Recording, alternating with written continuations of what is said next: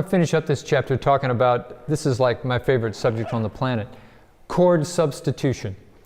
Now, basically as an arranger, this is probably the most powerful tool you have to enhance music, to develop a simple melody, a simple tune, or to take an old hymn and give it a fresh face. Basically, the idea of chord substitution is, I mean, for 99% of the music we do, the melody is a given. So you've got a worship melody that the whole congregation knows. So if you're going to enhance that melody by substituting different chords, you've got to be sure, first of all, that the melody rules. In other words, you can't pick a chord that's going to cause that melody to not work. So the first thing you say to yourself is, well, I got to take in mind the musical setting, what's the mood. I don't want to use, funky chords if it's a solemn, beautiful worship piece. You take the harmonic content of what's there and you think, I want to just develop that, I want to enhance that. So there's a couple of rules. I think of it in terms of different pools you can fish in to find these different chord substitution options. So let's take like Silent Night, the Christmas song. So we're going to do it in the key of C for now.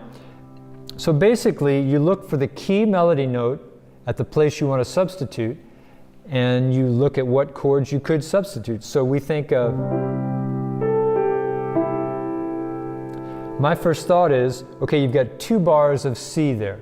So if I'm going to substitute, probably for that second bar, it could take a different chord there. Now, one of the first pools to fish in, so to speak, is to move the bass down a third. So we've got a C chord, and I'm looking for a different chord there.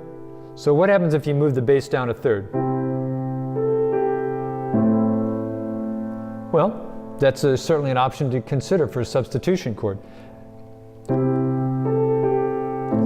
Actually, what happens there, it turns into an A minor chord, so that's the A minor would be the substitution. You could even move it down another third and see what you get. Well, that's another viable substitution. I like that one. What that did is move the bass down another third, turn it into an F major 7 chord there. There's lots of other great pools to fish in, different options listed in the book. Things like taking the melody note and putting it at each position of the triad. Some of the techniques we've used before, pedal tones, can give you chord substitution options. Definitely check out the book. This is an area you can explore for days and days and days, and if you have any thoughts of going into arranging, this is definitely an area that you need to explore, so check it out.